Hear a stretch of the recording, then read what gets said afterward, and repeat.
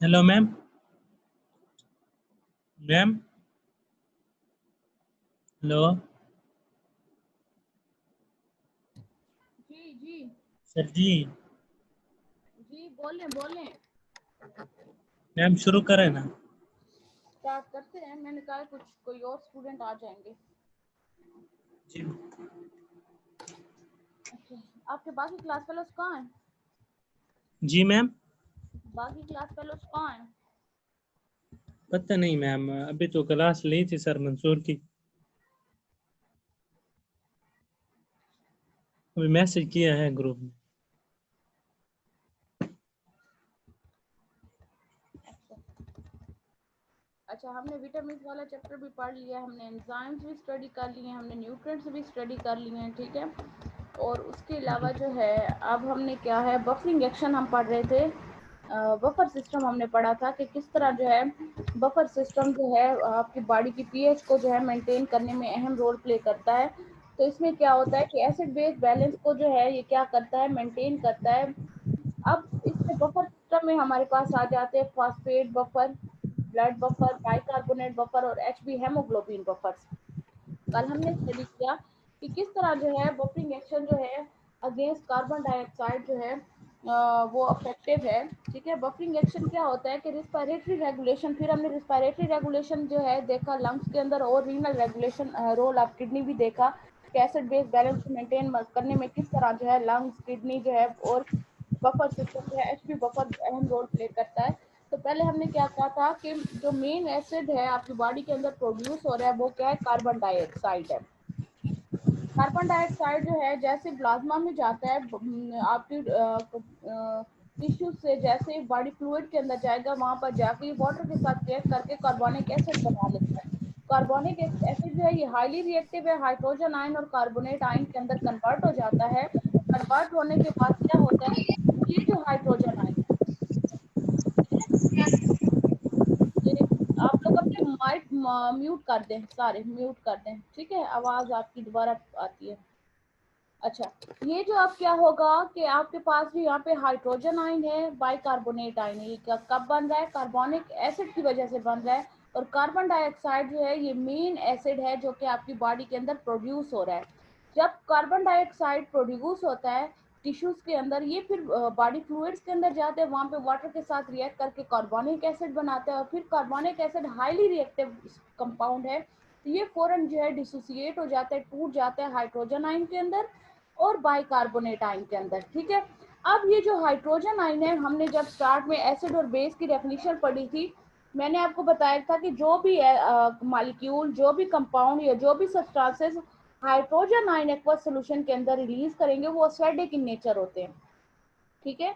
अब क्या है कि एक बाइकार कार्बोनिक एसिड भी हाइड्रोजन आयन रिलीज कर रहा है, ठीक है। तो हाइड्रोजन आयन जो है ये रिलीज होगा, तो ये अब बॉडी के अंदर, ये हम बफरिंग सिस्टम की बात करें कि किस तरह आपकी बॉडी के अंदर जब एसिड बेस के एडिशन के बावजूद जो है आपकी बॉडी के अंदर पीएच मेंटेन रहती है, हम वो पोर्शन स्टडी कर रहे हैं, ठीक है। तो अब हाइड्रोजन आयन जो लिबरेट हो रहे हैं, बन रहे हैं, तो यहाँ तो आपकी पीएच एसिडिक हो जानी चाहिए। तो फिर क्या होता है कि आपकी बॉडी के अंदर जो हेमोग्लोबिन है, ठीक है, हेमोग्लोबिन आकर इसके साथ हाइड्रोजन आयन के साथ अटैच हो जाता है, बॉन्ड बना लेता है, और इसको आपकी बॉडी से दोबारा जो है क्या कर लेता है, इसको वो बॉन्ड की फॉर्म में जो है शक्ल में इसको क्या कर लेता है, आपकी बॉडी से दोबारा से बाहर की तरफ लेके जाता है।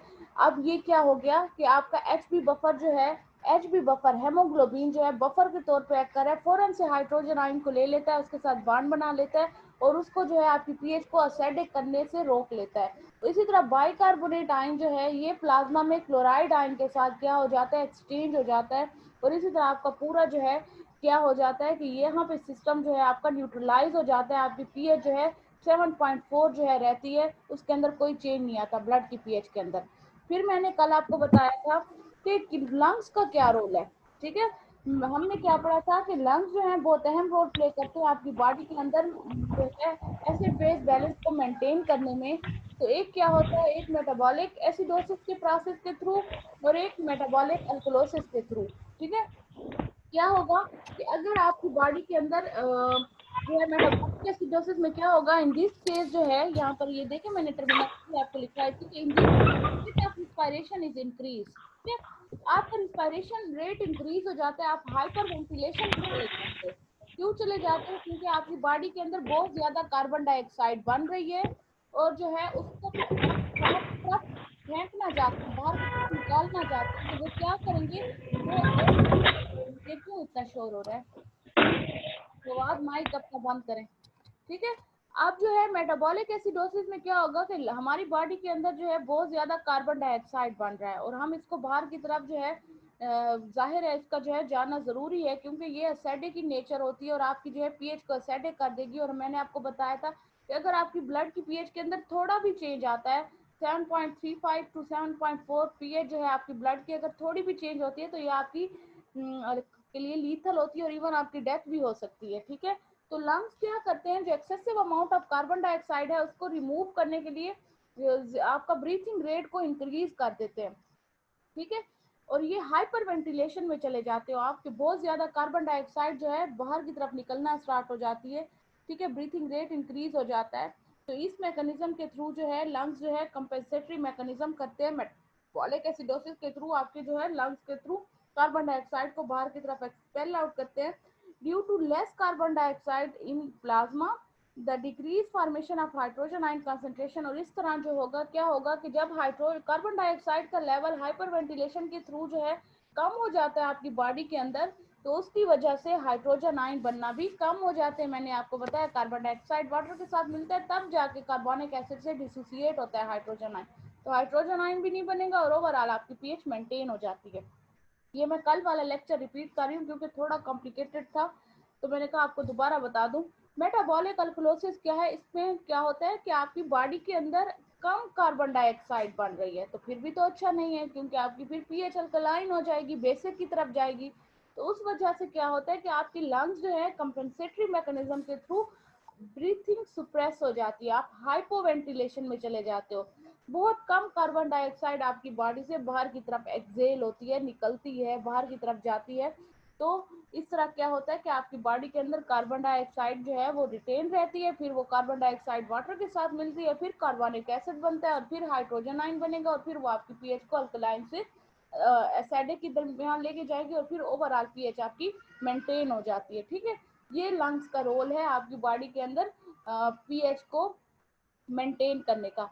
अब रोल ऑफ किडनी देखते हैं कि किस तरह किडनी आपकी बॉडी के अंदर जो है कार्बन डाइऑक्साइड के लेवल उसको एसिड बेस बैलेंस को जो है वो मेंटेन करती है। एक तो रीएब्जॉर्प्शन ऑफ बाइकार्बोनेट आयन होगा, ठीक है, या आपकी यूरिन को एसिडिफाई कर देंगे, या अमोनिया की फॉर्मेशन जो है वो इंक्रीज हो जाएगी, जिसकी वजह से ओवरऑल क्या होता है आपकी बॉडी के अंदर जो है एसिड बेस बैलेंस जो है वो क्या होगा, मेंटेन हो जाता है। ठीक है, तो अब यहाँ पे देखते हैं कि reabsorption of bicarbonate ion in acidosis. ठीक है, रीएब्जॉर्प्शन ऑफ बाइकार्बोनेट आयन अगर हम एसिडोसिस के अंदर देखें, एसिडोसिस में क्या होगी, पीएच जो है आपकी इंक्रीज हो जाती है, पीएच डिक्रीज हो जाती है, एसिडिक की तरफ जा रही होती है। तो रीएब्जॉर्प्शन जो है बाइकार्बोनेट आयन की इसमें जो है एसिडोसिस में इंक्रीज हो जाएगी। ठीक है, एसिडोसिस के केस में बाइकार्बोनेट आयन की रीएब्जॉर्प्शन जो है इंक्रीज हो जाएगी और इसकी एक्सक्रीशन आपकी बॉडी से कम हो जाएगी, किडनी के अंदर दोबारा से ब्लड के अंदर रीएब्जॉर्ब होना बाइकार्बोनेट स्टार्ट हो जाएगा और आपकी बॉडी से बाहर की तरफ एक्सपेल नहीं होगा, बाहर की तरफ यूरिन के थ्रू नहीं जाएगा। ठीक है, एसिडोसिस जब होगा आपकी जो है पीएच जब इंक्रीज हो जाती है, बॉडी की एसिडिक हो जाती है पीएच, तो उसमें क्या होगा कि आपकी जो है किडनीज क्या कंपेंसेटरी मैकेनिज्म करेंगे कि ये बाइकार्बोनेट आयन को यूरिन के थ्रू बाहर नहीं जाने देंगे, उसको ज्यादा से ज्यादा ब्लड के अंदर ये एब्जॉर्ब करना स्टार्ट कर देंगे, इसके एक्सक्रीशन कम कर देंगे और आपकी पीएच फिर दोबारा नॉर्मल हो जाएगी। ठीक है, क्योंकि बाइकार्बोनेट आयन आपकी पीएच को अल्कलाइन की तरफ लेके जाते हैं और फिर इसी तरह आपकी पीएच जो है एसिडोसिस में वो क्या हो जाती है, मेंटेन हो जाती है। दूसरा क्या होगी, अगर अल्कलोसिस होगा तो रीएब्जॉर्प्शन जो है इसकी जाहिर है, फिर अल्कलोसिस में वैसे भी बाइकार्बोनेट आयन आपकी पीएच को जो है वो बेसिक की तरफ लेके जा रहे हैं, तो इसकी जो है एब्जॉर्प्शन जो है कम हो जाएगी ब्लड के अंदर और ज्यादा से ज्यादा बाइकार्बोनेट आयन आपकी यूरिन के थ्रू जो है बॉडी से बाहर की तरफ एक्सपेल आउट कर दिया जाएगा ताकि आपकी पीएच को मेंटेन किया जाए, एसिड बेस बैलेंस को मेंटेन किया जाए। तो ये किडनीज का रोल है। ठीक है, एक रोल हो गया कि रीएब्जॉर्प्शन और excretion of bicarbonate ion depend करेगा एसिडोसिस है या अल्कलोसिस है, ठीक है। आपकी पीएच क्या है, एसिडिक हो गई है बॉडी की या बेसिक हो गई है, उस बेस के ऊपर बाइकार्बोनेट आयन के एब्जॉर्प्शन और एक्सक्रीशन होगी बॉडी से। दूसरा क्या करेंगे किडनीज के, आपकी यूरिन को एसिडिफाई कर देंगे, एसिडिफिकेशन कर देंगे कि in acidosis more phosphate ion is excreted as, ठीक है, more phosphate is excreted as phosphate ion. Acidification of urine में क्या होगा कि आपकी जो यूरिन है उससे ज्यादा फास्फेट आयन जो है आपकी बॉडी से बाहर की तरफ एक्सपेल आउट होगा, और साथ में हाइड्रोजन आयन भी होगा। क्यों? ताकि आपकी पीएच नॉर्मल हो जाए, ठीक है, और आपकी यूरिन एसिडिफाई हो जाएगी। और अल्कलोसिस में रिवर्स होगा कि अल्कलोसिस में आपकी पीएच जो फास्फेट आयन है और हाइड्रोजन आयन उसकी रीअब्जॉर्प्शन होगी, उसकी जो है एक्सक्रीशन नहीं होगी यूरिन के थ्रू। तो ये हमारी जो है किडनी के जो है कंपेंसेटरी मैकेनिज्म है। उसके अलावा क्या करती है किडनी के, आपके अमोनिया की फॉर्मेशन, ठीक है। अमोनिया क्या होगा, अगर एसिडोसिस होगा, ठीक है, आपकी पीएच एसिडिक हो रही होगी ब्लड की, तो अमोनिया की जो है फॉर्मेशन इंक्रीज हो जाएगी, NH3 के का बनना जो है वो बढ़ जाएगा।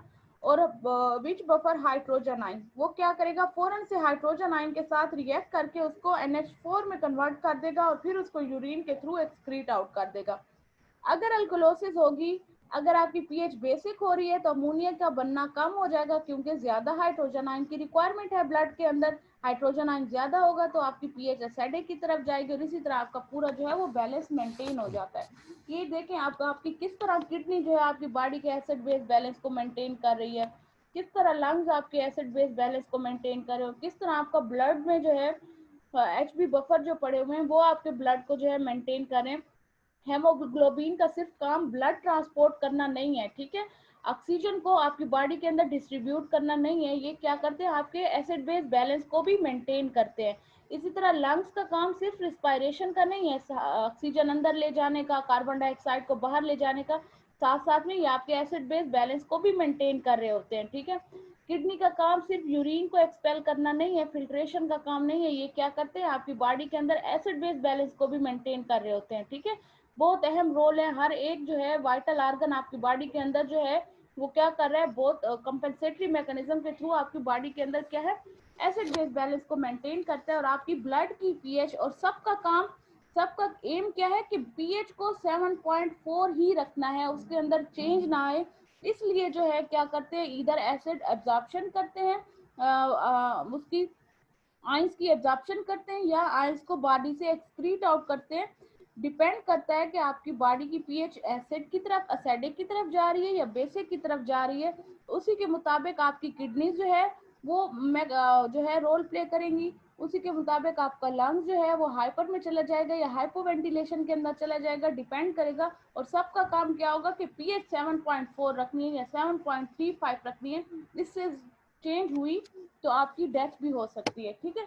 तो ये हमारे पास था जो हमने कल स्टडी किया था, थोड़ा कॉम्प्लिकेटेड था इसलिए मैंने दोबारा रिवाइज किया कि बहुत सारे स्टूडेंट कल नहीं थे, ठीक है। तो आज हमने पढ़ना है और ये क्वेश्चन पेपर में आता है, ये भी बता दूं आप लोग को पता हो ये क्वेश्चन आता है। जब हम प्रीवियस पेपर सॉल्व करेंगे ना तो तब दोबारा मैं एक एक टॉपिक आपको दोबारा बताऊंगी कि ये टॉपिक जो है पेपर में आ रहा है और इसकी आपने प्रिपरेशन करनी है। अब हमने क्या पढ़ना है, एसिड बेस डिसऑर्डर हमने स्टडी करने हैं। एसिड बेस डिसऑर्डर, अब एसिड बेस डिसऑर्डर क्या है, ये हम इसको कर देते हैं ब्लैक, ठीक है। एसिड बेस डिसऑर्डर में फर्स्ट जो है 4 major disturbance in acid base disorder seen clinically and are discuss below, ठीक है। 4 जो ऐसे मेजर डिसऑर्डर हैं जो नीचे दिए गए हैं और उनको डिस्कस किया गया है। नंबर 1 जो है वो है मेटाबॉलिक एसिडोसिस, ठीक है। मेटाबॉलिक एसिडोसिस क्या है कि इसमें क्या होता है आपकी ब्लड पीएच, ठीक है, वो डिक्रीज हो जाती है, ठीक है। ब्लड पीएच एसिडोसिस का वर्ड है तो मींस के एसिडिक हो रही है due to abnormal accumulation of non volatile acid in the body fluid. जब आपकी बॉडी फ्लूइड्स के अंदर वोलेटाइल नॉन वोलेटाइल एसिड्स जो हैं वो जमा होना स्टार्ट हो जाते हैं, ठीक है। जाहिर है जब एसिड जमा होंगे आपकी बॉडी फ्लूइड के अंदर तो आपकी पीएच जो है वो एसिडिक होगी, ठीक है। उसकी वजह से क्या होता है कि आप वो किस वजह से होता है, क्योंकि प्लाज्मा के अंदर बाइकार्बोनेट आयन का लेवल जो है वो कम हो जाता है। ठीक है, बाइकार्बोनेट आयन का लेवल कम होने की वजह से वोलेटाइल एसिड जो है बॉडी फ्लूइड के अंदर वो जमा होना स्टार्ट हो जाते हैं। तो उस टर्म को हम क्या कहते हैं, मेटाबॉलिक एसिडोसिस। ठीक है, या it may be eliminated in urine in excessive amount, या बाइकार्बोनेट आयन जो है वो एक्सेसिव अमाउंट में लातादाद मिकदार में आपकी बॉडी से बाहर की तरफ एक्सपेल आउट हो गए, एक्सक्रीट आउट हो गए यूरिन के थ्रू। तो उसकी वजह से जो है आपकी बॉडी के अंदर बहुत सारे जो है वो नॉन वोलेटाइल एसिड जो है वो जमा हो जाते हैं। अब मेटाबॉलिक एसिड 3 वजह से हो सकता है, देयर आर 3 वेज। ठीक है, 3 जो हैं वजूहात होती हैं मेटाबॉलिक एसिडोसिस के होने की। नंबर 1 को इस तरह कर देते हैं। ठीक है, नंबर 1 क्या होगा कि जो है प्रोडक्शन जो है नॉन वोलेटाइल एसिड की इंक्रीज हो जाएगी, production of non volatile acids. जिस तरह कार्बन डाइऑक्साइड हो गया, ठीक है, कार्बोनिक एसिड हो गया, इनकी जो है प्रोडक्शन जो है वो इंक्रीज हो जाएगी। अब क्या होगा, डिक्रीज, दूसरा क्या होगा, डिक्रीज हाइड्रोजन आयन। ठीक है, हाइड्रोजन आयन की मिकदार जो है वो ज्यादा हो जाएगी, लेकिन इनकी जो कंसंट्रेशन है वो ज्यादा हो जाएगी। Increase decrease hydrogen ion secretion, secretion जब नहीं होगी किडनी के थ्रू तो जाहिर है बॉडी फ्लूइड के अंदर इनकी मिकदार बढ़ जाएगी। तो हाइड्रोजन आयन की मिकदार जितनी ज्यादा होगी उससे क्या होगा, हाइड्रोजन आयन की मिकदार जितनी ज्यादा होगी आपकी पीएच जो है वो एसिडिक की तरफ जाती है। ठीक है, तो decrease hydrogen ion secretion by the kidney,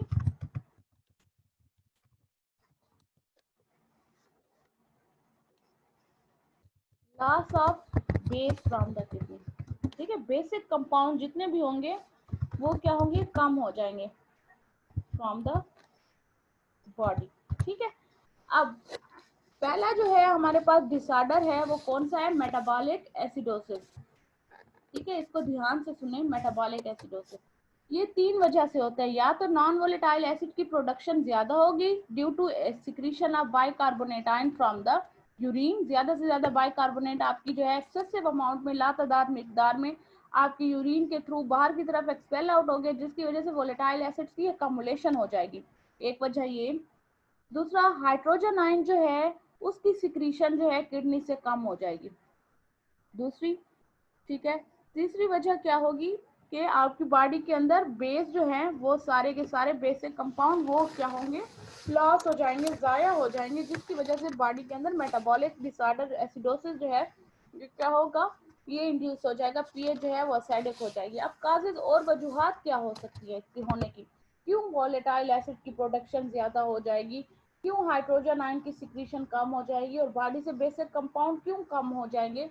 कोई तो डिसऑर्डर होगा, कोई तो डिजीज कंडीशन होगी जिसकी वजह से ये सब कुछ हो रहा है, ऐसे तो नहीं हो जाएगा। ठीक है, तो काजेज इसकी क्या है, नंबर 1 जो है आपके पास डिहाइड्रेशन। ठीक है, बॉडी के अंदर पानी की कमी हो गई, अगर पानी की कमी हो जाए तो नमकियात की कमी हो जाती है ना, डॉक्टर आपको हमेशा ओआरएस लिख के देता है जब आपको डायरिया हो जाता है, लूज मोशन होते हैं। ठीक है, या तो डॉक्टर साथ में क्या करते हैं, आपको जो है ओरल रिहाइड्रेटिंग फ्लूइड देता है आपको, या सोल्यूशन देता है, इसको हम ओआरएस कहते हैं। तो ये क्या होता है कि ये आपकी बॉडी के अंदर दोबारा जो है इलेक्ट्रोलाइट के बैलेंस को मेंटेन करने में हेल्प करता है। तो या तो आपकी बॉडी के अंदर पानी की कमी हो गई है ड्यू टू डायरिया, ठीक है, लॉस ऑफ बाइल,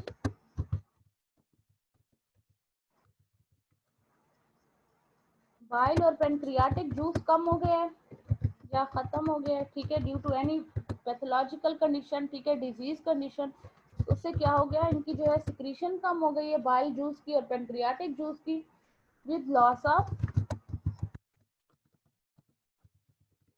ठीक है, बाइकार्बोनेट आयन। ठीक है, बाइकार्बोनेट आयन। ठीक है, काजेस क्या होंगी, क्यों आपकी बॉडी के अंदर एसिड्स की अकोमुलेशन हो रही है, एसिड्स की प्रोडक्शन ज्यादा हो रही है, ज्यादा बन रहे हैं, क्यों आपकी बॉडी से जो है किडनी से सिक्रीशन हाइड्रोजन आयन की कम हो गई, या तो आपको पानी की कमी हो गई है डायरिया की वजह से जिसकी वजह से ये सब हो रहा है, या तो लॉस ऑफ बाइल जूस और pancreatic juice due to any pathological condition जिसकी वजह से बाइकार्बोनेट आयन की मिकदार भी आपकी बॉडी के अंदर कम हो गई है। तो ये वजूहात हो सकते हैं जिसकी वजह से आपको मेटाबॉलिक एसिडोसिस होगा या डायबिटीज है। ठीक है, डायबिटीज कहते हैं आपका पेशेंट जो है वो शुगर का मरीज है, ठीक है, डायबिटीज मेलाइटस है उसको, तो उसकी वजह से भी जो है कीटोन बॉडीज आपकी बॉडी के अंदर ज्यादा बनते हैं। ठीक है, और कीटोन बॉडीज क्या होंगे, डायबिटीज मेलाइटस, इसको लिख लेते हैं पहले। ठीक है, डायबिटीज मेलाइटस जो है ये हम कहते हैं कि ये शुगर की बीमारी है। ठीक है, शुगर को डायबिटीज मेलाइटस कहा जाता है। तो इसमें क्या होगा कि एसिड्स कीटोन बॉडीज ज्यादा बनते हैं, जब शुगर हो जाता है तो इसमें एसिड कीटोन बॉडीज क्या है ज्यादा बनने लग जाते हैं। ठीक है, तो ये जो है इसको ऐड टू डिक्शनरी कर लेते हैं। ठीक है, अब कीटोन बॉडीज क्या है, कीटोन बॉडीज जो है ये वाटर सॉल्युबल मॉलिक्यूल्स होते हैं। ठीक है, इनके अंदर कीटोन ग्रुप होता है जिसकी वजह से इनको कीटोन बॉडीज कहा जाता है। फंक्शनल ग्रुप क्या होगा, इसके अंदर कीटोन होता है इन एसिड्स के अंदर। तो ये जो है मोस्टली जो कीटोन ये किससे बनते हैं, लीवर से बनते हैं, फैटी एसिड से जो है ये लीवर के अंदर फैटी एसिड से बनते हैं। ड्यूरिंग लो फूड इनटेक, अगर आपकी फूड की मिकदार कम हो जाए तब भी एक्सेसिव अमाउंट में आपकी बॉडी से ये जो है वो बनते हैं, एक्सक्रीशन होती है। अच्छा, या आपकी बॉडी के अंदर इंसुलिन बहुत कम हो गई है, शुगर में क्या होता है कि आपकी बॉडी के अंदर इंसुलिन की मिकदार कम हो जाती है। इस तरह होता है ना कि इंसुलिन आपकी बॉडी के अंदर ब्लड ग्लूकोज के लेवल को रेगुलेट करता है, सेल्फ के अंदर लेके जाता है ग्लूकोज को। इंसुलिन अगर जिनके अंदर जो शुगर के मरीज होते हैं इंसुलिन के इंजेक्शन लगाते हैं, आपने देखा भी होगा, घरों में भी होंगे, या बड़े होते हैं जिनको शुगर की बीमारी होती है तो इंसुलिन ले रहे होते हैं। अब when there is not enough insulin in the blood, ठीक है, it must be break down. ठीक है, तो इंसुलिन जब नहीं होता आपकी बॉडी के अंदर तो फैट्स की ब्रेक डाउन स्टार्ट कर देते हैं। ठीक है, आपकी फैट्स की ब्रेक डाउन स्टार्ट हो जाती है एनर्जी की कंजम्पशन के लिए इंस्टेड ऑफ शुगर, तो वो जो है फिर कीटोन बॉडीज बनना स्टार्ट हो जाते हैं। अब जब फैट्स टूटता है तो वो कीटोन बॉडीज बनाएगा, और ये जो कीटोन बॉडीज होते हैं ये फिर एसिडिक इन नेचर होते हैं और आपकी बॉडी की पीएच को एसिडिक की तरफ लेके जाते हैं, और इस वजह से हम कह सकते हैं कि डायबिटीज की वजह से भी है, डायबिटीज मेलाइटस की वजह से भी क्या हो सकता है, आपको मेटाबॉलिक एसिडोसिस हो सकता है। ठीक है, तो ये डायबिटीज मेलाइटस हो गया, आपकी बॉडी के अंदर डिहाइड्रेशन हो गया due to diarrhoea, bile juice और पेनक्रियाटिक जूस की कमी हो गई। ठीक है, due to any pathological condition जिसमें आपकी बॉडी से बाइकार्बोनेट आयन जो लेवल है वो भी कम होना स्टार्ट हो गया, या आपका पेशेंट डायबिटिक है। ठीक है, और कीटोन बॉडी जाहिर है उसके अंदर डायबिटिक पेशेंट में क्या होता है कि जब ग्लूकोज नहीं होता, इंसुलिन नहीं होता आपके ग्लूकोज की ब्रेक डाउन करने के लिए, आपकी जो है उससे एनर्जी को रिलीज करने के लिए, तो फैट्स टूटना स्टार्ट हो जाते हैं और फैट से जो है कीटोन बॉडीज रिलीज होना स्टार्ट हो जाते हैं, और ये कीटोन बॉडीज जो है फिर क्या करती हैं कि आपकी पीएच को एसिडिक की तरफ लेके जाती हैं। ठीक है, ये हमारे पास जो थे मेटाबॉलिक एसिडोसिस के काजेस थे। और दूसरा क्या होगा इसका काज, के रीनल फेल्योर, अगर आपकी किडनीज जो है वो फेल हो गई हैं। ठीक है, रीनल फेल्योर, किडनीज फेल होने की वजह से क्या होगा, हाइड्रोजन आयन की यूरिन से एक्सक्रीशन नहीं हो पाएगी, हाइड्रोजन आयन जब बाहर नहीं जाएंगे, जाहिर है रीनल फेल्योर भी ये भी एक बीमारी है, किडनी आपकी दोनों खराब हो गई हैं। ठीक है, या आपकी किडनी से जो है फिल्ट्रेशन सही नहीं हो पा रही जिसकी वजह से हाइड्रोजन आयन जो है उसकी एक्सक्रीशन नहीं हो पा रही बाहर की तरफ यूरिन के थ्रू, तो एक्सक्रीशन जब नहीं होगी तो उसकी वजह से ज्यादा जो है हाइड्रोजन आयन आपकी बॉडी के अंदर रहना स्टार्ट हो जाएगा। और हाइड्रोजन आयन का मैं आपको पहले बता चुकी हूँ कि जितनी ज्यादा मिकदार में हाइड्रोजन आयन बनते हैं वो आपकी पीएच को एसिडिक की तरफ लेके जाते हैं। ठीक है, और तो क्या होगा, हाइड्रोजन जब ब्लड के अंदर बॉडी फ्लूइड के अंदर रहेगा तो वो आपकी पीएच को एसिडिक कर देगा, और ये भी मेटाबॉलिक एसिडोसिस के होने की एक वजह है कि रीनल फेल्योर हो जाए या हाइपोक्सिया। ठीक है, हाइपोक्सिया किसे कहते हैं, हाइपोक्सिया कहते हैं कि जब आप क्या हो जाएगी, ऑक्सीजन की कमी हो जाती है। ठीक है, तो हम हाइपोक्सिक कंडीशन के अंदर चले जाते हैं, तो उस वक्त हमारी बॉडी जो है वो लैक्टिक एसिड बनाना स्टार्ट कर देती है। लैक्टिक एसिड से जो है वो एनर्जी कंज्यूम करना स्टार्ट हो जाती है। तो ये आप इंटेंसिव एक्सरसाइज में भी इस तरह होता है, जब आप बहुत ज़्यादा एक्सरसाइज करते हो ना तो वो आपको ज़्यादा एनर्जी चाहिए होती है उसके लिए। तो आपकी बॉडी जो है वो लैक्टिक एसिड से जो है बनाना स्टार्ट कर देती है, ठीक है। क्योंकि सिर्फ ग्लूकोज आपकी बॉडी से जो है एनर्जी जो है वो बना के आपकी बॉडी की रिक्वायरमेंट को पूरा नहीं कर सकता। तो इंटेंसिव एक्सरसाइज के दौरान जो है ऑक्सीजन इनफ नहीं होती, तो बॉडी जो है आपकी जो है क्या करती है, लैक्टिक एसिड की प्रोडक्शन करने लग जाती है। इसी तरह हाइपॉक्सिक कंडीशन, जब ऑक्सीजन की मिकदार कम होगी तो आपकी बॉडी के अंदर जो है excessive amount of lactic acid बनने लग जाता है। तो ये लैक्टिक एसिड जो है फिर एसिडिक in नेचर है और फिर ये आपकी बॉडी के अंदर जो है पीएच को एसिडिक की तरफ लेके जाता है। तो हाइपॉक्सिया जो है ये भी क्या करता है, मेटाबॉलिक एसिडोसिस काज करता है। तो ये मेनली वजह हो सकती है कि आपका पेशेंट हाइपॉक्सिक है, उस डायबिटीज है, उसको शुगर है, किडनीज उसकी डैमेज है, या उसको डायरिया हुआ है जिसकी वजह से बॉडी के अंदर इलेक्ट्रोलाइट बैलेंस डिस्टर्ब हो गया है, और बाइकार्बोनेट आयन जो है वो बहुत ज़्यादा आपकी बॉडी से लॉस हो चुका है, तो उसकी वजह से आपको मेटाबॉलिक एसिडोसिस हो जाता है। आपका पेशेंट जो है उसके अंदर वोलेटाइल एसिड्स की प्रोडक्शन ज़्यादा हो जाती है, हाइड्रोजन आयन की प्रोडक्शन ज़्यादा हो जाती है, और बेस जो है बॉडी से बाहर की तरफ एक्सक्रीट आउट हो जाते हैं, ठीक है। तो ये एक डिसऑर्डर है, इसकी समझ आ गई है? जी मैम। मैम हाइपॉक्सिया के नहीं है ये तो। हाइपॉक्सिया, अच्छा। हाइपॉक्सिया की आपको मिसाल मैं इस तरह देती हूँ। आप जब पहाड़ी इलाके में जाते हो ना, जी मैम। ठीक है, मरी चले गए, नारायण कगान चले गए, पहाड़ पे चढ़ते हो आपका सांस फूलता है, जी मैम बिल्कुल। तो फूलता है ना, क्यों कहते हैं कि यहाँ पे ऑक्सीजन नहीं है इतनी, कहते हैं ना, जी। इसलिए जी ऊपर, ऊपर की तरफ कम है। हाँ कम में। तो वो फिर आप जी। हाइपॉक्सिक कंडीशन में चले जाते हो, आपकी बॉडी के अंदर ऑक्सीजन जो है वो रिक्वायर्ड होता है, ठीक है। आप जब ऑक्सीजन जो है वो टूटता है, बॉडी ऑक्सीजन को यूज करती है और ग्लूकोज को तोड़ के फिर उससे एनर्जी रिलीज होती है, ठीक है। ये चीज पहले समझें। तो जी क्या मैम। होगा, जब आपकी बॉडी के अंदर ऑक्सीजन नहीं होगा, ऑक्सीजन की कमी होगी, जितनी आप ले रहे हो आपको उतनी नहीं मिल रही, तो आपकी बॉडी के अंदर जाहिर है एनर्जी की तो बननी है, रिक्वायरमेंट है, ग्लूकोज की ब्रेक डाउन होनी है। तो आपकी बॉडी जो है वो कंपेंसेटरी मैकेनिज्म पे चली जाती है, वो लैक्टिक एसिड की प्रोडक्शन ज्यादा कर लेती है, ठीक है। तो ये हाइपॉक्सिक कंडीशन है, तब आपका सांस फूलता है ऑक्सीजन की कमी की वजह से, वो जो कैफियत आपको होती है वो हाइपॉक्सिक कंडीशन होती है, ठीक है। समझ आ ठीक है रहा मैम। है? इसी तरह जो है हाइपॉक्सिक कंडीशन जब होगी तो लैक्टिक एसिड बनेगा। लैक्टिक एसिड जब बनता है तो वो एसिडिक इन नेचर है, और फिर एसिडिक जो नेचर कंपाउंड है वो आपकी पीएच को भी एसिडिक की तरफ लेके जाती है, तो वो फिर आपको मेटाबॉलिक एसिडोसिस हो जाता है, ठीक है। तो मेटाबॉलिक एसिडोसिस ये ऐसे नहीं हो जाता कि आम बंदे को यहाँ से वहां चला गया, ऊपर हाइट पे चला गया तो उसके जो है मेटाबॉलिक एसिडोसिस हो जाएगा। ये एक एक वो है काज है, हो सकता है हाइपॉक्सिया की वजह से भी मेटाबॉलिक आपकी पीएच डिस्टर्ब हो सकती है, डायबिटीज की वजह से आपका पीएच बैलेंस जो है डिस्टर्ब हो जाता है, रीनल फेल्योर की भी वजह से हो सकता है। तो ये कॉजेटिव एजेंट्स हैं जो कि रिस्पॉन्सिबल है मेटाबॉलिक एसिडोसिस काज करने के लिए, ठीक है। तो ये हमारे पास क्या है, एसिड बेस बैलेंस जो है वो डिसऑर्डर्स है, मेटाबॉलिक एसिडोसिस है। कल जो है हम वो है मेटाबॉलिक अल्कलोसिस स्टडी करेंगे, क्योंकि थोड़े ये मुश्किल हैं। ये कल तक आपका एक ही पेज रह गया, ये कंप्लीट हो जाएगा, फिर आपके 2 चैप्टर रिमेनिंग है बायोकेमिस्ट्री के, ये खत्म कर लेंगे, उसके बाद हम एमसीक्यू सॉल्व करेंगे, ठीक है। मैम इसमें एमसीक्यूज हैं इस आज ये जो चैप्टर स्टार्ट किया है? हाँ है ना, इसमें सिर्फ 3 दिए हुए हैं, लेकिन पेपर में आते हैं आपके, ठीक है। तो वो मैं जब आपको प्रीवियस पेपर सॉल्व कराऊंगी तो आपको सारा बताऊंगी, ठीक है मैम।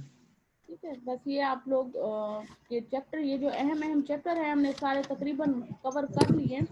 2 चैप्टर रह गए, उसमें भी आपको बताऊंगी। इसमें मैंने आपको बताया ना कैसे आपने रेगुलेशन ऑफ प्लाज्मा जो है, प्लाज्मा पीएच, ये क्वेश्चन आपने लाजमी करना है, ठीक है। ये पेपर में आता है, इसमें बफर है, सिस्टम है, रिस्पायरेटरी रेगुलेशन है, रीनल रेगुलेशन है, ये सारा आता है, ठीक है। ये मैं आपको आज दोबारा मैंने रिवाइज करवाया है, और अब हम डिसऑर्डर्स पढ़ रहे हैं, तो इंशाल्लाह इसको जो है दोबारा करेंगे कंटिन्यू, आज इतना काफी है। कोई क्वेश्चन वगैरह है तो पूछे। जी नहीं मैम, थैंक्स। कल इंशाल्लाह कंटिन्यू करेंगे, ठीक है। ठीक है मैम। खुदा अल्लाह हाफिज़।